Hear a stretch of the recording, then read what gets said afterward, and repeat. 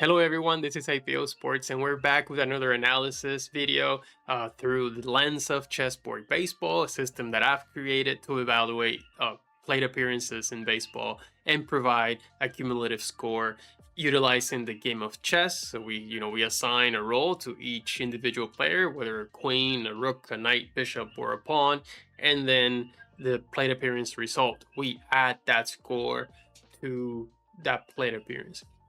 Typically what I do is I evaluate every single player, every single plate appearance, but in this game I'm only going to focus on Shohei Ohtani. It's only his at bats or his plate appearances, and that's it, because this was the Shohei Ohtani game. Really, I know some other things happen as well, but we're not. I mean, I already forgot pretty much what else happened in this game, except the only thing that sticks to me is those 6 innings by Shohei Ohtani, striking out 10 and the 3 home runs. I Everything else I've forgotten. I don't know what else happened. And I'm not going to get into a lot of the things that you've probably already gotten in other videos, as far as like whether or not this was the best performance in postseason history, which of course it is. Like, what, I don't even know how you could make a case for anything else outside of this performance being the greatest of all time, and all the other narratives, right, that come after that, whether he's the greatest player of all time and all these different things.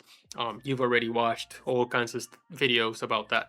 I'm not going to get into that. So this is strictly just an analysis on his 4 plate appearances from the NLCS Game 4, a game that Dodgers won and sent them to the World Series for the second season in a row.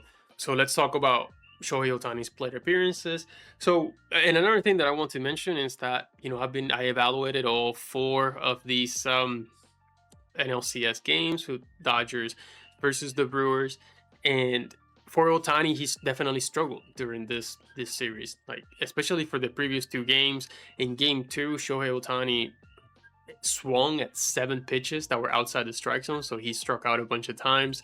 And in Game 3, he swung at 6 pitches that were outside the strike zone, both instances being the most on the team by far.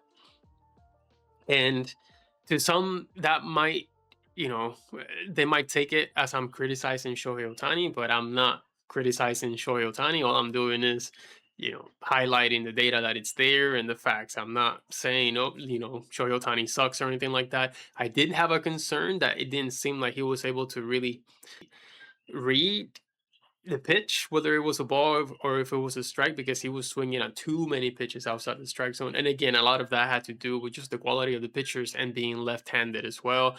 And at the same time, Shohei Ohtani did mention that he wasn't performing to his expectations. Of course, we know that's true, but we just wonder how much pressure was he adding to himself in order to perform well, right? But it seems like in this last game, he said, "You know what? Screw it. I'm Shohei Ohtani, and I'm about to show these people what's what." So, and then we got the game that we got. So, starting with the first plate appearance, the first pitch that he saw was a ball, and then it's a strike looking, 2 balls in a row. Then he fouled the pitch that was in the strike zone, and then the bomb with the home run. And this is one of the first outstandings or outstanding plate appearance that we have. This was also the highest chessboard baseball score that I've ever recorded since I established this system. So 99 is the highest. I had I believe it was 92 or 94 by Kerry Carpenter in the ALDS Game 5, but Shohei Ohtani was able to top that. So that was a 30-point plate appearance. And so for that plate appearance, Shohei Ohtani had no swings outside the strike zone. Then second plate appearance, first pitch, he swung at a pitch outside the strike zone, then a ball, then a foul in the strike zone, and then 3 balls in a row to get a walk. So in that plate appearance, out of 6 pitches, uh, only one was at a swing outside the strike zone.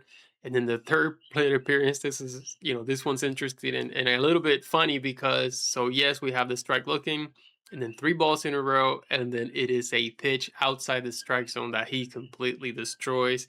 And again, I think I even said in my analysis, even though I was saying, yeah, like Shohei Ohtani swung at, I don't know, 7 pitches outside the strike zone, but if anyone can do some damage at pitches outside the strike zone, it is Shohei Ohtani.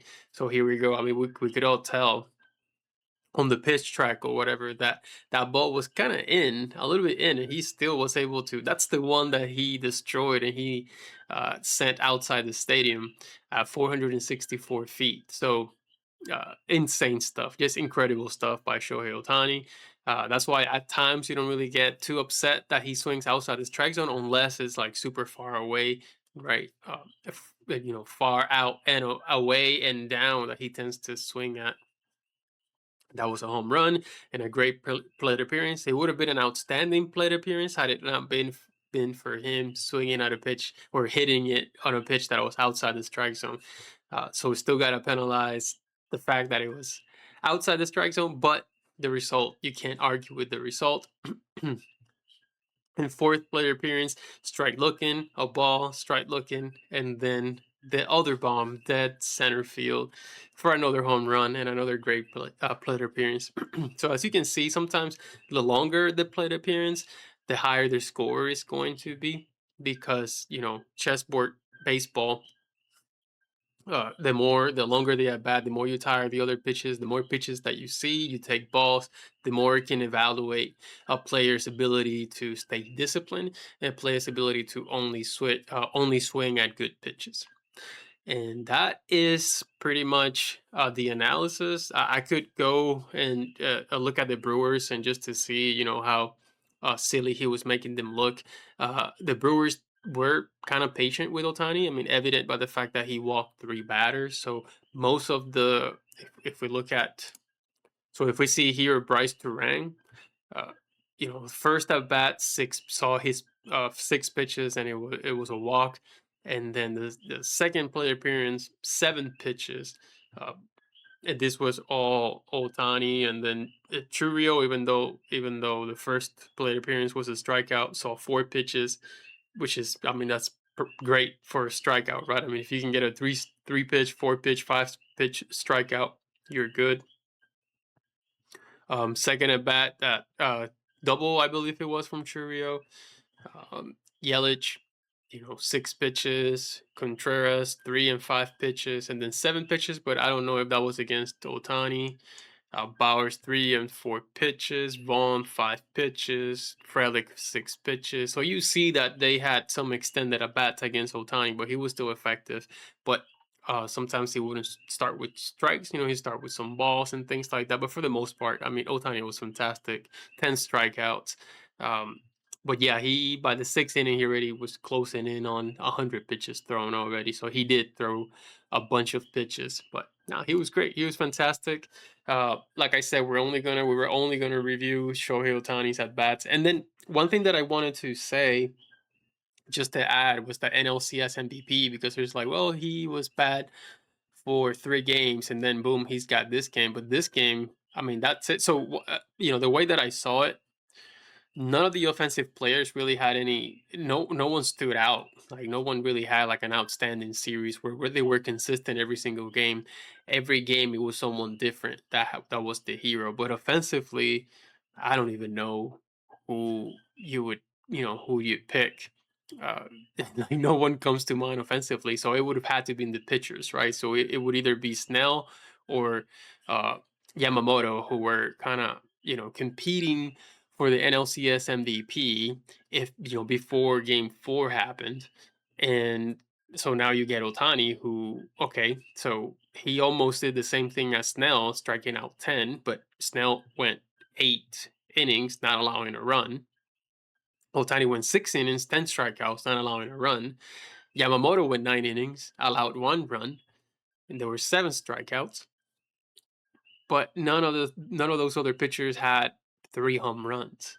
So, right. So if you were to look at, evaluate Shohei Ohtani not as a everyday hitter, but just as a pitcher, and he starts Game 4, wins Game 4, and hits 3 home runs in Game 4, then that's, to me, it made total sense that Shohei Ohtani was the NLCS MVP. So I just want to, because I was like, oh, let's do the calculation, because a lot of people are saying, you just give him because give him MVP for Game 4, but Of course, that was enough because no one else really stood out for the exception, or with the exception of the starting pitchers, and none of them hit 3 home runs. So uh, that's pretty much it for this analysis. We'll continue to do chessboard baseball and do daily analysis of every game once the World Series begins. So I can't wait for that to get started. And yeah, just thank you so much for watching, and I'll see you next time.